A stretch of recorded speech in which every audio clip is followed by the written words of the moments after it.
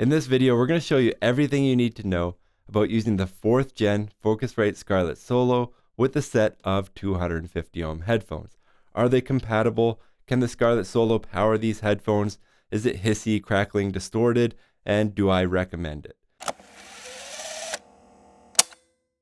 Now, for the purposes of this video, I have my two favorite 250 ohm headphones here in front of me. I have the Beyerdynamic DT770 Pro. I love using these headphones if I want a closed-back headphone. And if I'm using an open-back headphone, I love using the Beyerdynamic DT990 Pro. If you are looking for pricing or specs for anything that you see in this video, we do have links down in the description below where you can find everything you see here from a variety of online retailers to make sure that you are getting the best price possible. Now, before we get into our testing and the 3 different methods that we tested this, let's quickly run through the specs, especially comparing the Focusrite Scarlett Solo to the previous gen Focusrite Scarlett Solo, just so you can tell if it's worth upgrading if you want to upgrade for whatever reason. The first thing that we really look at here is dynamic range. Dynamic range is the spread between your quieter moments and the louder moments. Typically, you want the widest dynamic range possible. The bigger number is better. This is why people like vinyl records and that type of thing, because they do have a wider dynamic range than a digital version of the same song. Now, the dynamic range on the 4th gen Scarlett Solo is 115 dB. That's really good. That's much better than the previous version of this. The previous version of the Scarlett Solo had 104 dB. That's a pretty big improvement. I like to see that number closer to 120, but I think like most people would be satisfied with this. It's a really good listening experience. Now, the next big number that we look at is output gain. Can the Focusrite Scarlett Solo properly power a set of headphones like this? So the 4th gen Focusrite Scarlett Solo has an output gain of 10 dBu. This is compared to the previous generation. The 3rd generation had an output gain of 7 dBu. So there's a big 30% improvement here.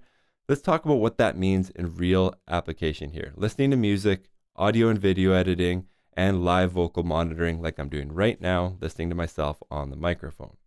So first of all, if you're listening to music, I find that I can get a good experience if I set my output gain on the headphone jack there to about 45%.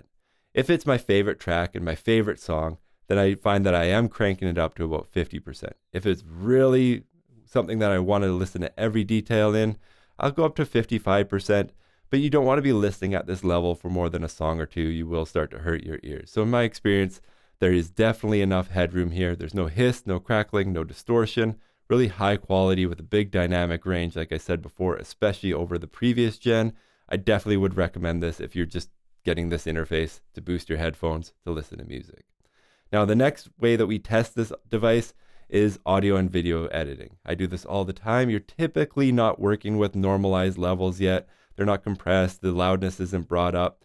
So because of that, you're going to turn your headphone gain up somewhere between 60 and 75%. If you're really doing some fine tuning, you might crank it up to 80, but really you're not, because as you're doing your fine tuning, the loudness will come up and then you can dial your headphone jack back just a little bit because the loudness of your track is up. So do I recommend this? I think for sure you have enough headroom here. There's no clicking, no distorting, no anything like that, no hiss. So for this purpose, I do recommend using the Scarlett Solo here, the 4th gen, with a set of 250 ohm headphones.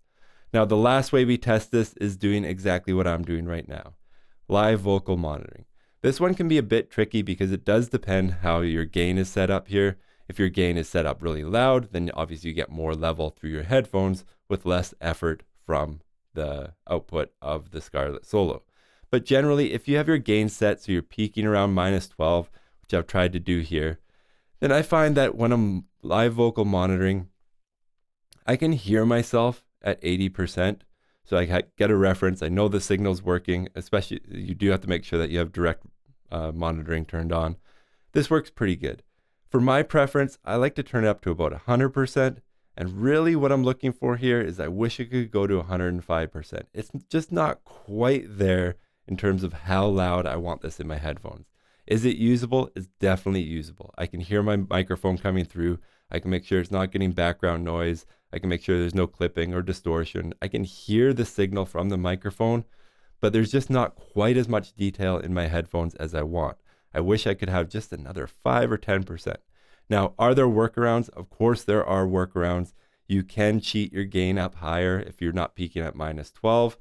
You can cheat it up so you're peaking at -6. That's a free 6 dB, and that would give you the signal that you want in your headphones.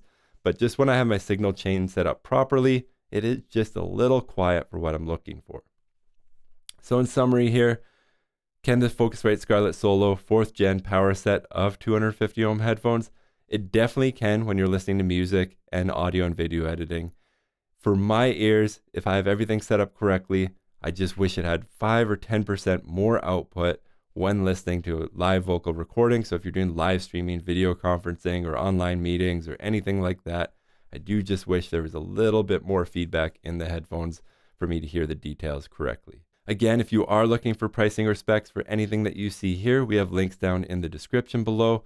And if you want to see more videos like this in the future, please like and subscribe. Thank you for watching.